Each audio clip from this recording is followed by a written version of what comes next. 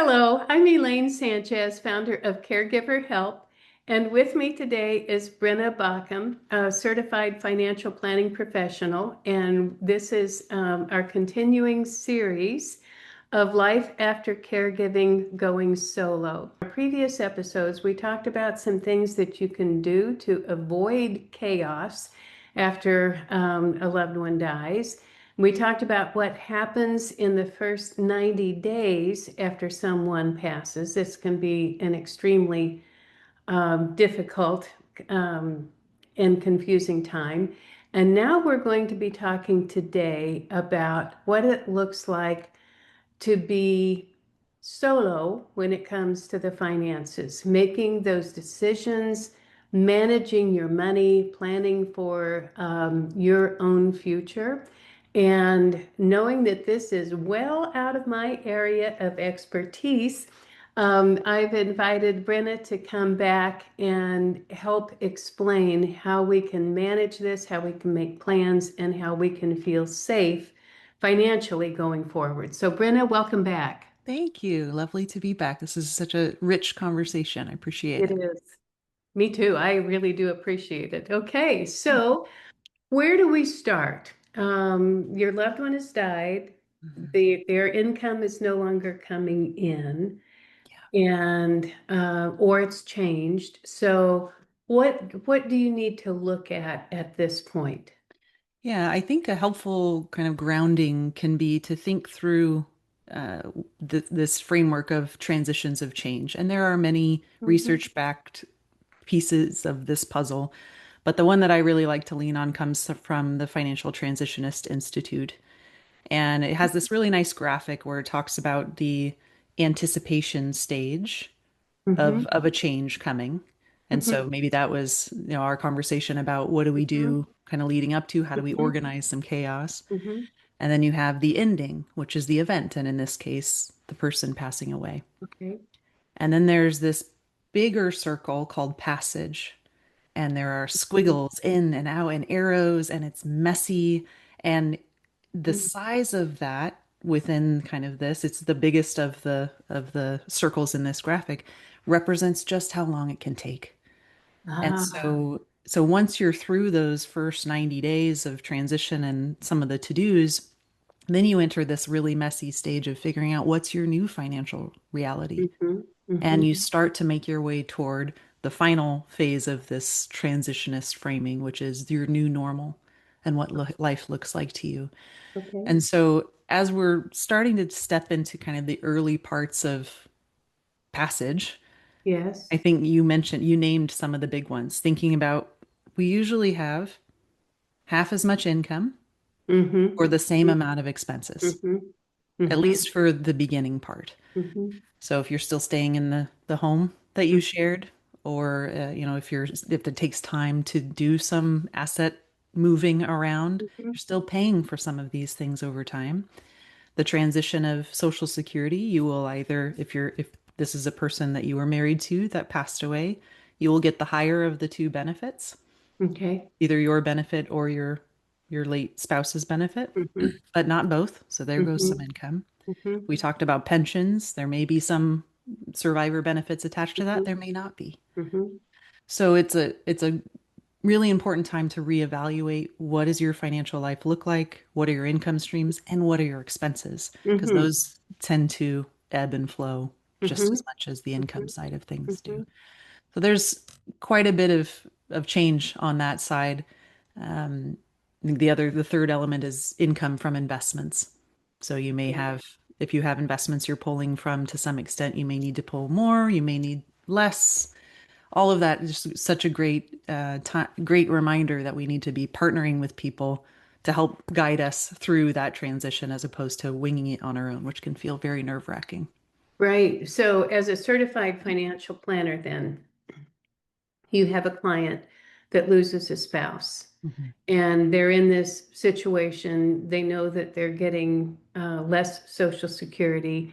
They might be getting less or no pension income. So, how do you set about helping them make the plan for the rest of their lives? What do? You look at the income, you look at the expenses, right? Correct. Yeah, I mean, those are the two biggest levers is Okay. And income and then you, expenses yeah, yeah. and what So, we have. What do we have yes, to be able to, what is in our control and what can right, we change? So right. sometimes one of the things we do is say, well, what is a new kind of balance sheet for our needs moving forward? Mm-hmm, mm-hmm, So here's our income as it now has changed, our mm-hmm, new normal or mm-hmm, reality of income. mm-hmm, And then what do we foresee as our expenses? And let's break those into the fixed stuff, maybe your mm-hmm, mortgage, your cell phone, those mm-hmm, kind of things, mm-hmm, and the flexible stuff. mm-hmm, So oftentimes I see when we lose a partner, mm-hmm, or our expenses shift downward. Even mm-hmm, if we like expensive things, even if we like to travel, even if, right, that's one less plane ticket, there's some of that shifts the expenses too. But what I encourage people to think through once some of the logistics are settled is what do we want life to look, a meaningful, joyful life to look like okay. in this new normal and what we're creating? And how can we do that in a way where we're not afraid of our money? Yes. So sometimes this loss Yeah. and this transition brings about fear, a Or, fear of accessing money, a fear of spending money, a fear of making change, mm-hmm, or it brings about a feeling like you have to make a change right away. And then sometimes those changes are irreversible mm-hmm, mm-hmm, and maybe not in the best interest of your long-term plan. mm-hmm, So trying to slow down decision making is a big part of this process, mm-hmm, as mm-hmm, much as you can to be able to, and oftentimes if it's possible to not make a big financial decision in the first 12 months mm-hmm, after this loss, mm-hmm, that gives you space, time mm-hmm, to, our brains function differently when we're mm-hmm, grieving mm-hmm. and when we're working through a huge administrative load. So being able to get Right. some space from that can help you to Right. come back to center when you're making those big decisions. And I think getting some really good advice from someone who is not in that position Yes. is also really smart because I'm sitting here thinking about, well, it would make a difference if you're 50 Hmm. and you lose your spouse, or if you're 75 or 80 and you lose your spouse, so the realities are different, if you still have children. And, you're going to have to get them through school and get them educated and you have, maybe 30, 40 years of your own life left. Yeah. How you spend is going to look a lot different than, if you're in your mid 70s or mid 80s, right? Yeah. And you're making me think of such a good point that there, regardless of the age and stage of your life where you go through this loss, Uh-huh. you have a lot on your plate. You have a lot of different Yeah. moving parts on your plate, and it's both important, but I think can turn from important and vital to tempting to hide in logistics, to hide in the details, to say, oh, I need to go and take care of XYZ now, rather than processing your grief. And so Mm-hmm. I have had clients who we walk through some of the early stages of Yeah. administration. And then when we meet, I can tell their brain is still in administrative mode and wanting Yes. things to do because it Yes. feels really good to have control And to in a get time like something this done. and to get Yes. something done and be productive. Yes. And sometimes I think we have to say, okay, we have done what needs to be done. And now Yes. we need to do the thing that we're kind of avoiding, which is the hard internal Yeah. work. So Yeah. maybe we add a fifth professional Which would as be grief a counseling. Yes. therapist or grief Yes. counseling to Yes. make sure that that's something that's being processed in a really healthy way that's going to set you up to have a really strong foundational independent life moving forward. Yes. Yes. And I encourage all of my friends and all of our members of our support group get into some kind of grief counseling, whether that is with a group or an individual, because there are some people that don't like groups. I think they're very, very helpful. We have witnessed that people really support one another and they learn from other people's experience. But going through this alone, when you don't understand really what's happening to your brain, your body, your heart, that's a very difficult transition. I get the wavy things coming off of the off of the transition part. Mhm. Yeah, so that might be the fifth leg on the stool, right? Yeah. Because I have seen um, people get so focused on, getting rid of everything, Yes. Yeah. selling a house, buying a new house, selling a collection of things that belong to their spouse, getting everything out and starting, buying everything new. I've seen some people who really hoard their money Hmm. and some who just like, you know what? I don't have anybody to leave it to, so I'm just gonna spend it Yep. and hope that I die before it all runs out. And to me, that's a very scary, attitude.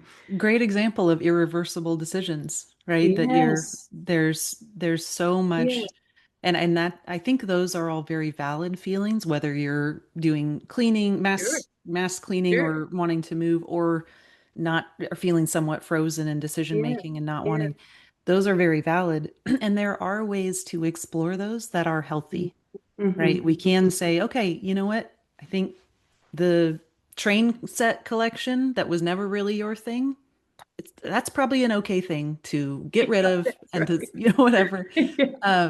But the house itself and this, there's, I think we think about in financial stability, where we live and how Yes. we spend our lives are the two big things. And this, how we spend our lives is very much in upheaval when we lose someone Yeah. close to us. Uh-huh. We don't need to also throw where we live up into upheaval at the same time.